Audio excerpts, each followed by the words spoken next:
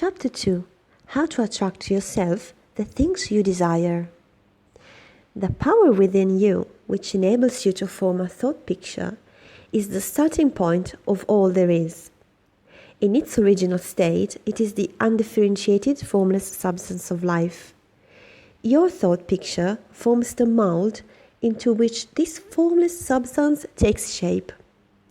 Visualizing or mentally seeing things and conditions as you wish them to be is the condensing, the specializing power in you that might be illustrated by the lens of a magic lantern.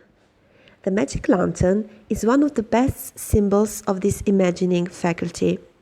It illustrates the working of the creative spirit on the plane of the initiative and selection in a remarkably clear manner. This picture slide illustrates your own mental picture, invisible in the lantern of your mind until you turn on the light of your will. That is to say, you light up your desire with absolute faith that the creative spirit of life in you is doing the work.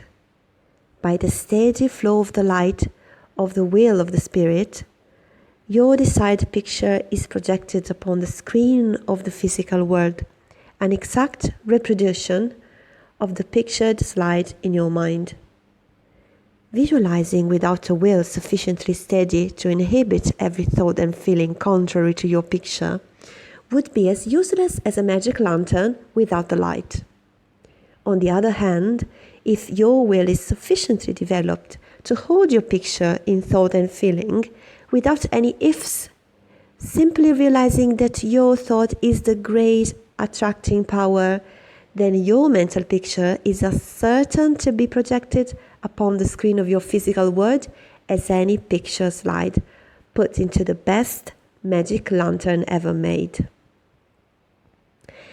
Try projecting the picture in a magic lantern with a light that is constantly shifted from one side to the other, and you will have the effect of an uncertain will.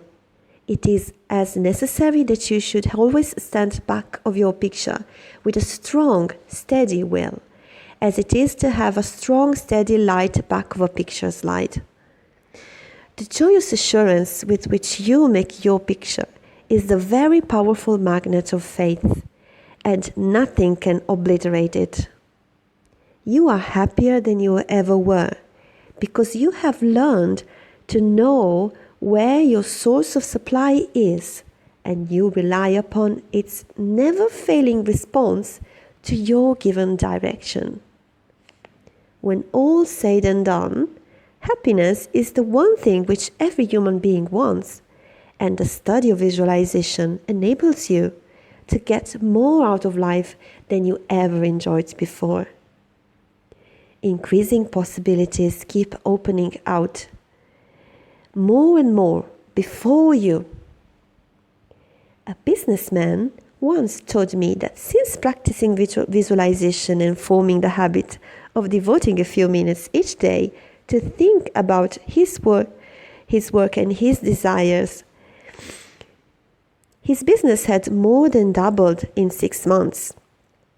His method was to go into a room every morning before breakfast and take a mental inventory of his business as he had left in the evening before, and then enlarge upon it. He said he expanded and expanded in this way until his affairs were in remarkably successful condition. He would see himself in his office doing everything that he wanted done. His occupation required him to meet many strangers every day. In his mental picture, he saw himself meeting those people, understanding their needs, and supplying them in just the way they wished. This habit, he said, has strengthened and steadied his will in an almost inconceivable manner. Furthermore, by thus mentally seeing things as he wished them to be, he had acquired a confident feeling that a certain creative power was exercising itself for him and through him for the purpose of improving his little world. When you first begin to visualize seriously, you may feel, as many others do, that someone else may be forming the same picture you are, and that naturally would not suit your purpose. Do not give yourself any unnecessary concern about this. Simply try to realize that your picture is an orderly exercise of the universal creative power.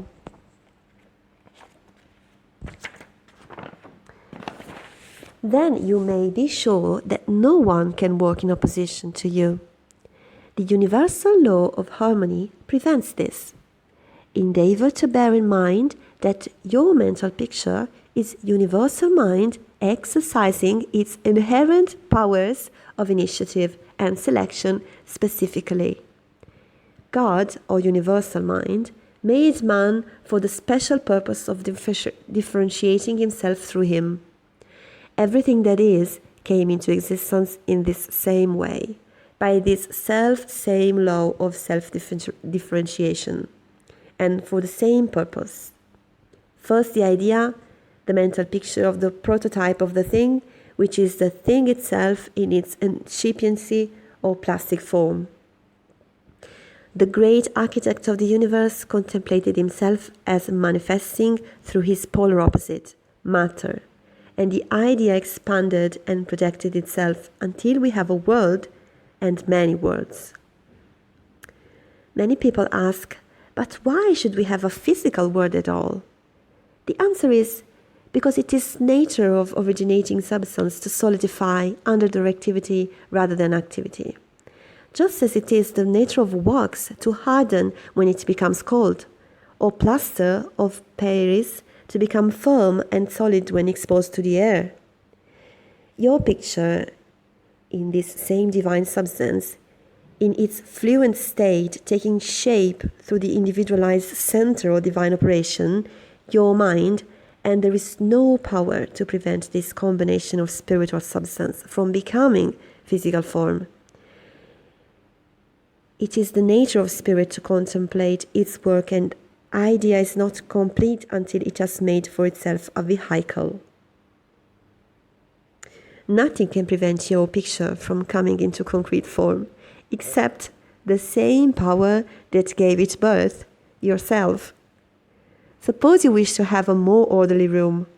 You look about your room and the idea of order suggests boxes, closets, shelves, hooks, and so forth. The box, the closet, the hooks are all concrete ideas of order, vehicles through which order and harmony suggest themselves.